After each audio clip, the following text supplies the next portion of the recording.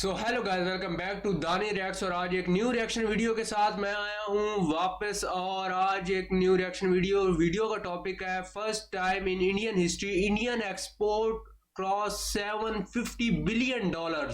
तो देखेंगे इस वीडियो में कि कैसे इंडिया ने एक्सपोर्ट किया। चलते हैं वीडियो की तरफ और उसके बाद इसके ऊपर जो है बात करेंगे एंड के ऊपर। World affairs. नमस्कार and I welcome you all to world affairs. मैं हूं प्रशांत धवन। नाउ हाल ही में देश के कॉमर्स मिनिस्टर ने एक बहुत ही पॉजिटिव न्यूज़ दी है देश को कि ओवरऑल हमारे कंट्री के एक्सपोर्ट $750 बिलियन को क्रॉस कर चुके हैं।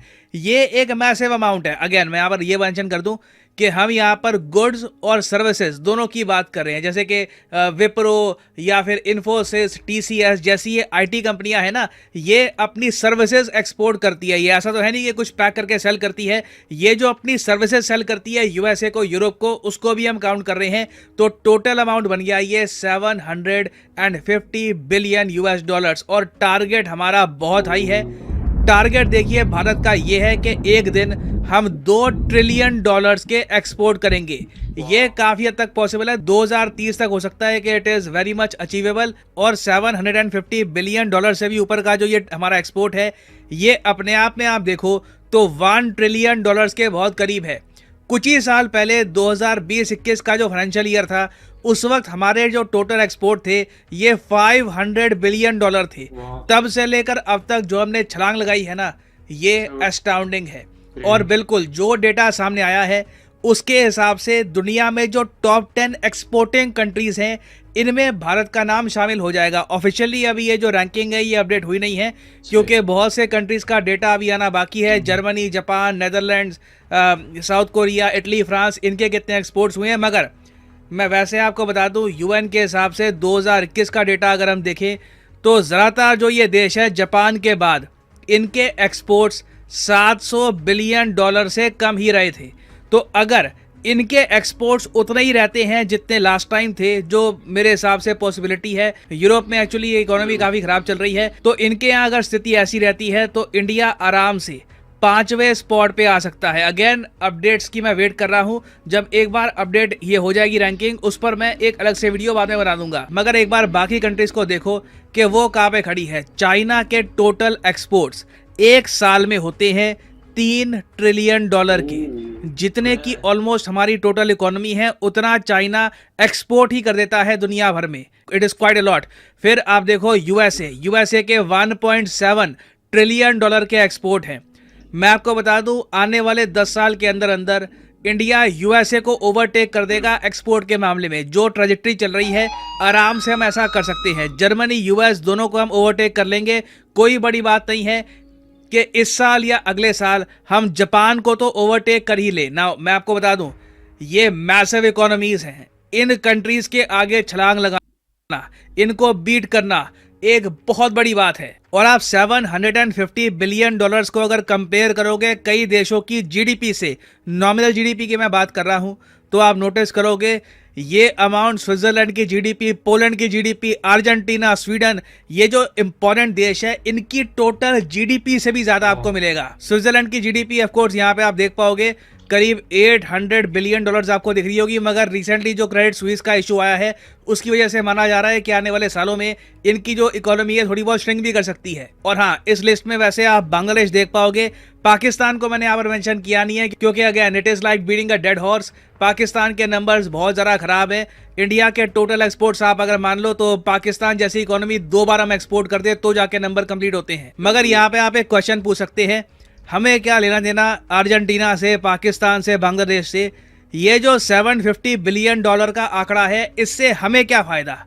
सबसे बड़ा फ़ायदा तो ये है, रुपी स्ट्रॉन्ग हो रहा है और स्ट्रॉन्ग इन द फ्यूचर होगा। इंडियन रुपी के बारे में प्रेडिक्शन ये कर रहे थे ज़्यादातर इकोनॉमिस्ट कि सिंस भारत का जो करंट अकाउंट डेफिसिट है, मतलब कि इंपोर्ट एक्सपोर्ट के बीच का जो डिफरेंस है, ये बढ़ता जाएगा। भारत के एक्सपोर्ट्स इतने होंगे नहीं, तो रुपी की वैल्यू गिरेगी। रुपी आराम से 85 के आसपास आ सकता है। मगर जो भारत के रिकॉर्ड तोड़ एक्सपोर्ट्स के नंबर सामने आ रहे हैं, उससे एक बात साफ पता लग रही है कि रुपी रिवर्स गियर में जाने वाला है। रुपी बहुत ही जल्द आपको 80 रुपीज पर डॉलर के हिसाब से दिखेगा। और उसके बाद कोई बड़ी बात नहीं है, ये और स्ट्रांग होता जाए क्योंकि इंटरनेशनल मार्केट में भारत जितना एक्सपोर्ट करेगा रुपये की डिमांड उतनी ज़रा बढ़ेगी। इंटरेस्टिंगली ये सब एक ऐसे टाइम में हो रहा है जब दुनिया भर में ज़्यादातर इकोनॉमीज स्ट्रगल कर रही है, बैंक्स कोलैप्स कर रहे हैं और यूएस डॉलर मजबूत हो रहा है। ऐसे टाइम में ये सब अचीव करना एक रिमार्केबल बात है। अब यहाँ पे आप कहोगे मगर इंडिया के एक्सपोर्ट्स इतने ज़रा बढ़ कैसे गए? इसके कई रीज़न हैं। एक रीज़न तो ये है कि एप्पल सैमसंग के जो बहुत सारे फोन्स अब इंडिया में मैन्युफैक्चर हो रहे हैं ना, ये अमाउंट हम इसमें काउंट कर रहे हैं एक्सपोर्ट्स में, क्योंकि अब बहुत सारे फोन्स हैं जो दुनिया भर में सेल होते हैं जहां पर मेड इन चाइना या फिर असेंबल्ड इन चाइना की जगह असेंबल्ड इन इंडिया लिखा होता है, तो वो ऑब्वियसली इंडिया के एक्सपोर्ट में काउंट हो गया। उसके अलावा अब हम ये काम कर रहे हैं कि जो भी हम प्रोड्यूस कर रहे हैं ना, उसके स्टैंडर्ड्स जो है इंटरनेशनल स्टैंडर्ड से मैच कर रहे हैं। इसका मतलब ये नहीं है कि हम क्वालिटी ही इंप्रूव कर रहे हैं। देखिए कई चीज़ें होती है कि उसका वेट, जो भी आप प्रोड्यूस कर रहे हो उसका वेट, उसमें कितनी आप मिक्सिंग करते हैं, ये सारी चीज़ें इंटरनेशनल स्टैंडर्ड्स के साथ हार्मोनाइज होना चाहिए। अब फॉर एग्जांपल ये आप देख रहे हो, ये कंटेनर है, बड़ी बेसिक बात कर रहा हूँ। ये कंटेनर ज़्यादातर यूज़ किए जाते हैं एक्सपोर्ट्स के लिए। अब इन कंटेनर्स का जो साइज़ है, जो डायमेंशंस है ना, वो भी हमने काफ़ी जगह चेंज किए हैं इंटरनेशनल पोर्ट्स के स्टैंडर्ड्स के हिसाब से, ताकि वो भी इंडिया का सामान परचेज करने में इंटरेस्टेड हो। तो ये छोटी छोटी चीज़ें होती हैं, इन पर भी हमने ध्यान दिया है, जिसकी वजह से इंडिया के एक्सपोर्ट्स बढ़े हैं। फिर देखो हमने जो फ्री ट्रेड एग्रीमेंट साइन किए हैं कई कंट्रीज़ के साथ, फॉर एग्जाम्पल यूएई के साथ इंडिया का जो फ्री ट्रेड एग्रीमेंट है, ये एक बहुत ही ज़्यादा फायदे का सौदा साबित हुआ है। इंडिया के जो एक्सपोर्ट्स हैं यूएई को, ये 32 बिलियन डॉलर्स क्रॉस कर जाएंगे इस फाइनेंशियल ईयर में। बहुत बड़ा अमाउंट होता है। फिर इस सब के अलावा कई सेक्टर थे जहां पर हम एक्सपोर्ट्स ना के बराबर करते थे, वहां पे हमारे एक्सपोर्ट्स बढ़ रहे हैं। डिफेंस क्षेत्र में अगर हम देखें तो हमारे एक्सपोर्ट्स अब 14,000 करोड़ के आसपास पहुंच चुके हैं और 2026 तक हमारा मानना यह है कि 40,000 करोड़ के एक्सपोर्ट्स हम कंप्लीट कर देंगे। ऑफ कोर्स ये एक बहुत ज़्यादा छोटा परसेंटेज है 750 बिलियन डॉलर में, मगर एवरी ड्रॉप काउंट्स। बेसिकली हो क्या रहा है कि कई सेक्टर जहां पर हमारी परफॉर्मेंस बहुत कम थी, वो भी थोड़ा थोड़ा योगदान दे रहे हैं, जिससे ओवरऑल एक बड़ा अमाउंट सामने आ रहा है। और अब आप पूछोगे ये सब तो ठीक है, मगर इसके आगे 1 ट्रिलियन 2 ट्रिलियन यहां तक कैसे जाएंगे? देखिए रास्ता बहुत ही सिंपल है। हमें फोकस करना है बेटर ट्रेड एग्रीमेंट्स पर। भारत बहुत ही जल्द फ्री ट्रेड एग्रीमेंट साइन कर देगा यूके, यूरोपियन यूनियन, कनाडा और इजराइल के साथ। जो सफलता हमको मिली है यूएई के एफटीए के साथ और इवन मैं कहूँगा ऑस्ट्रेलिया के फ्री ट्रेड एग्रीमेंट के साथ, अगर वैसी सफलता हमको मिलती है UK, European union, Canada, Israel में, दिस विल बी ट्रिमेंडस। इन्हीं कंट्रीज के साथ जो हमारा ट्रेड है आराम से हमारे टोटल एक्सपोर्ट्स को 1 ट्रिलियन डॉलर्स तक ले जाएगा। It is very much possible. European union के साथ जो हमारा एग्रीमेंट होगा ये सबसे बड़ा होने वाला है। It will be massive. और उसी के साथ साथ मेरा ये मानना है कि सरकार को एक बात प्रमोट करनी चाहिए हमारे देश के बिजनेसमैन एक्सपोर्टर्स को, कि जिन देशों के साथ भारत एक फ्री ट्रेड एग्रीमेंट साइन कर रहा है उन्हीं को आप ज़्यादा एक्सपोर्ट करिए, उनको आप प्रायोरिटी दीजिए। एक्चुअली ओवरऑल अगर हम बात करें ट्रेड की, इंपोर्ट एक्सपोर्ट दोनों, ये ज़्यादातर उन्हीं कंट्रीज के साथ होना चाहिए जिनके साथ हम एफटीए साइन कर रहे हैं। और ये नॉलेज जितनी हम इंडिया में फैलाएंगे, बिजनेसमैन को प्रोत्साहित करेंगे कि आप देखिए यूरोप की तरफ या फिर यूएई के साथ ट्रेड करिए, ज़्यादा आपको इंपोर्ट चाइना से करने की आवश्यकता नहीं है। तो इवेंचुअली आप देखोगे चाइना के साथ भी जो हमारा एक मैसिव ट्रेड डेफिसिट है ये भी कम होगा। तो अभी के लिए मैं कहूँगा एक बड़ी अचीवमेंट है ये, मगर जो हमने टारगेट रखा हुआ है ये बहुत बड़ा है।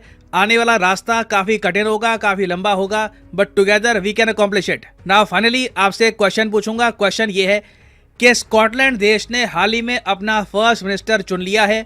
इस टॉपिक पर हाल ही में मैंने एक शॉर्ट वीडियो करी है अपलोड। आपको बताना है कि स्कॉटलैंड का फर्स्ट मिनिस्टर अब कौन है। ये है आपकी ऑप्शंस। कमेंट सेक्शन में करिए उत्तर। जो लोग सही आंसर करेंगे उनकी कमेंट को मैं हार्ट दे दूंगा, ताकि बाकी लोग समझ पाए कि सही आंसर क्या है। और फाइनली मैं आपको यही बता दूं कि मैंने और अनअकैडमी की टीम ने मिलकर एक यूपीएससी एग्जाम के लिए टेस्ट सीरीज प्रिपेयर करी है। ये टेस्ट सीरीज का प्राइस है 1100 रुपये, मगर अभी अनअकैडमी में 25% डिस्काउंट चल रहा है, तो आपको एक मैसिव प्राइस ड्रॉप दिखेगा इस टेस्ट सीरीज में। तो कमेंट सेक्शन में जाइए, यहाँ पे आपको लिंक मिलेगा, the best test series you can buy. इस लिंक पर करिए क्लिक और यहाँ पे आप परचेज सो गाइस, ये थी वीडियो और काफ़ी बेहतरीन वीडियो थी। और किस तरह जो है ना भारत अब दूसरे देशों के साथ जो है ना वो जो है ट्रीटी साइन कर रहा है, जैसे कि एक्सपोर्ट्स और एक्सपोर्ट्स के लिए। तो ये चीज़ बहुत ही बेहतरीन है। और अगर जो आपके लीडर्स होते हैं ना, जो लीडर जैसे नरेंद्र मोदी हो गया, सही है, अगर वो अच्छे तरीके से काम करेंगे और जैसे वो कर रहे हैं $750 बिलियन तक जो है इंडिया की एक्सपोर्ट चली गई है, तो इसी तरह आगे जो है इंडिया बहुत तरक्की करेगा और करनी चाहिए। और काफ़ी जो है 10 सालों बाद, 11 सालों बाद, 12 सालों बाद हम पहले नंबर पे इंडिया को देखेंगे।